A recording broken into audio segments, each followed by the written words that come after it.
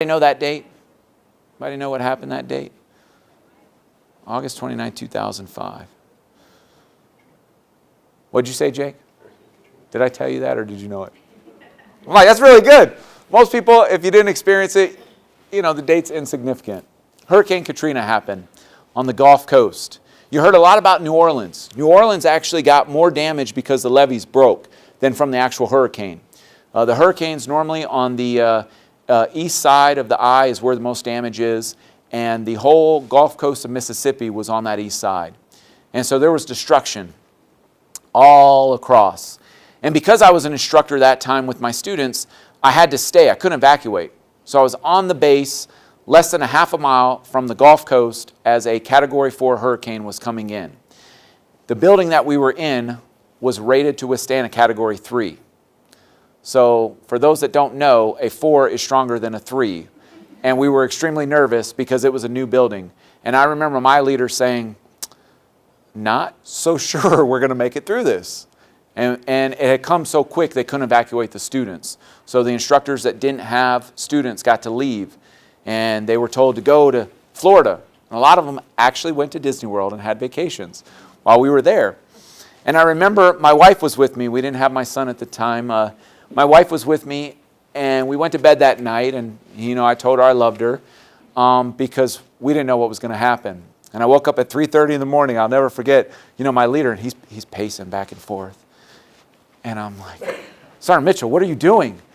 He's like, well, the storm's over us right now, and the building's standing. I think we're going to live. And I thought, all right, it wasn't really going through my head that it was an option that we want. But we did. There was destruction all around. But the people that made that building did a wonderful, outstanding job. There were a lot of other buildings on the base that were damaged. My wife and I, when we got to Mississippi, we were so excited. We got this beautiful house that had a view of the back bay. And so it's hard to see, but right through here, this is all water. This is a bridge here. This is actually a big parking garage. There was a huge casino, Imperial Palace Casino. And so this is what it looked like. I mean, here, you know, you can't see, but this was a road, and this was, you know, paved driveway, and this tree was left standing. This was a picture that I took. The house was completely destroyed. And my wife and I, we lost everything in Hurricane Katrina.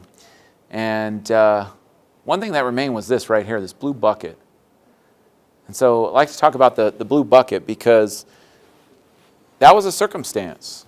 You know, that was a circumstance, a natural disaster.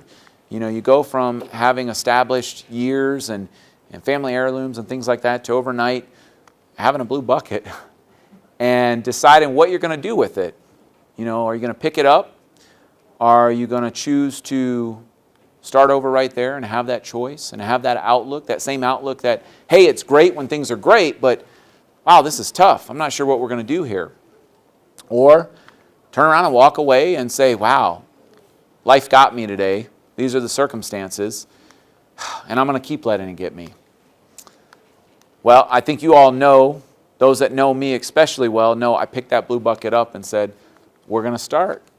And I remember my wife wasn't with me, and I got back, and I got off, and she said, well, you don't look upset, but why don't you have anything with you? And I said, because there's nothing. And she said, what do you mean there's nothing? Well, you're kidding, right? Because you'd be more upset. And I said, what is there to be upset about? We're alive. A few days ago, we didn't know if we were going to make it through this thing. That's what matters. So that stuff was nice, but we're good to go. And so it changed that whole perspective. And it was a turning point about continuing the action each and every day and letting it see when you open the door as a leader and you're vulnerable and you're working with others where it's going to take you. So I want to show you some of these pictures just to see when you open that door up. So this is Simon and me 2 years ago, and I got to meet him by chance. He didn't meet most people there. And then, well, it was a little over a year when I got that call one day. My wife and son and I had just came from an awesome trip in San Antonio, and I get a call on this phone, my personal phone, and it said blocked number. And I thought, well, I'm not answering that. And then all of a sudden, my work phone, which is also mine. I mean, I pay for it, but I use it just for work. Blocked number. I'm like, okay, somebody's got both numbers.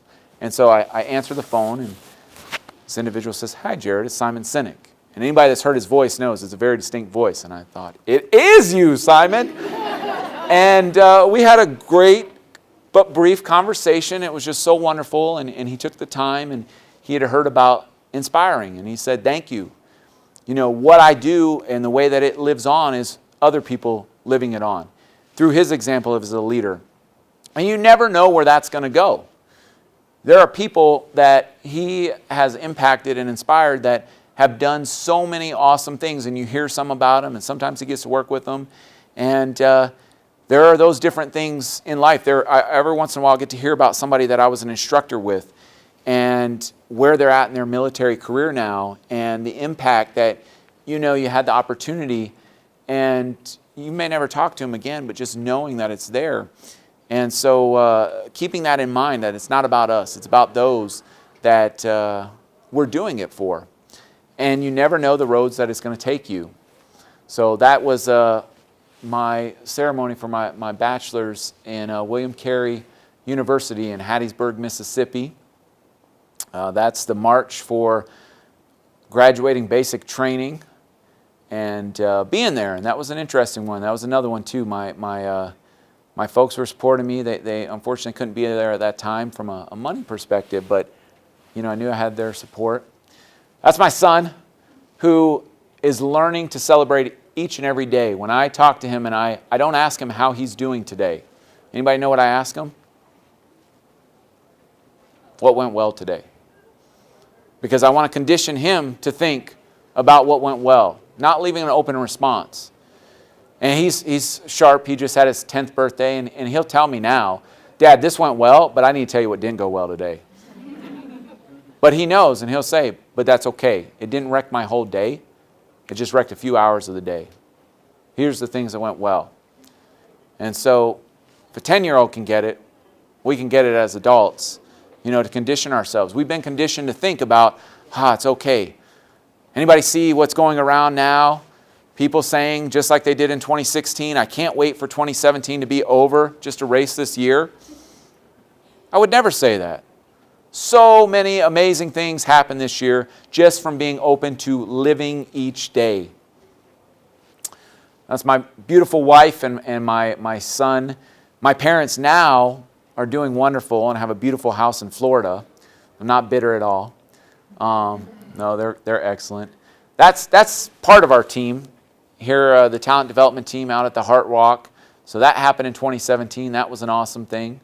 That's my son and I down at Main Street Square enjoying some awesome food. This is us. My son loves to go to Comic-Cons now. So every once in a while, something cool happens for me. So anybody know the movie Rocky? You know, there's Carl Weathers, who played Apollo Creed, and then Dolph Lundgren, who played Drago. So I was cool. My son could have cared less at that one. But I said, I made all these people. So that's an awesome thing. So this is another awesome thing in 2017, opening up to the experience. So right there is a picture of me coming out of what is called electric shock therapy at an obstacle course race. So anybody heard of Tough Mudder? Yeah, so this was at the very end of Tough Mudder. You got to go through this. And you go through, you know, it was a little over 11 miles and 20 obstacles. And at the very end, you go through, you can sort of see them here, 10,000 volts of electricity. Okay? And I paid to do this, right? And so I've had different people say, well, you paid. Why would you do that, right? And it was such an awesome experience. And this is another one about opening up and being vulnerable. So this whole experience happened because I'm very much of the team mindset. I don't want to do things alone. Everything that you see up here didn't happen alone. There were times where I felt alone here, but I knew, and this has really kicked off the choice for me. And, you know, my parents were at this with my wife, and she was pregnant with our son, and just the feeling and how proud my dad was that day. And then, you know, these experiences, and this one happened because I opened up to an individual and I said, you know, here's a bucket list goal and I'm trying to figure it out. For years I've wanted to do this Tough Mudder, and I was explaining that It was a team event. And I said, I cannot get a team to commit to run through 10,000 volts of electricity with me, right? Wasn't selling. And so this person listened. There's another person who, lives their life each day and surprised me and said, I'm going to help you put a team together. And we're going to make this happen. And so awesome. And now I can't stop. Now I'm looking for more opportunities. And then there's this one. This is a fun one. Anybody know who that gentleman is? Can anybody see? I know that the lights are kind of... Anybody know who P. Diddy is? So that's P. Diddy. And again, you get in life, I'm a firm believer of what you put out. So I'd never look for these things. I didn't look for this. I just happened to be telling somebody how excited I was, and they took it and they ran with it. I didn't look for this in that phone call. I talk a lot about Simon and my wonderful wife, one of my awesome, vital friends. This was another vital friend. They took it and they did something with it, never expecting something in return. And so this one, I was on a trip, and I was checking into a hotel in Florida, and while I was in high school, the Bad Boy Entertainment, anybody know that? That's P. Diddy's label. They were big, and so that was the music I had in high school, and they were doing this 20-year reunion tour, and I remember telling my wife I'd love to go to that, and we even talked about going to Las Vegas to see it. And so I'm checking in the hotel, and this gentleman comes up, and he is talking to the person that's helping me check in. I said, can I have turn-down service? And I look, and he has on the 20-year reunion Bad Boy sweatshirt. And I said, I want to go to that. And he kind of looked at me, and I said, oh, man, I've been thinking about it. I'm so excited. And he looks again, and he said, I'm the CEO of Bad Boy. And I said, whoa, really? And he said, we're in town tonight. I said, I didn't know that. I was there for different reasons, so I hadn't looked. And he said, you want to go? I said, yeah.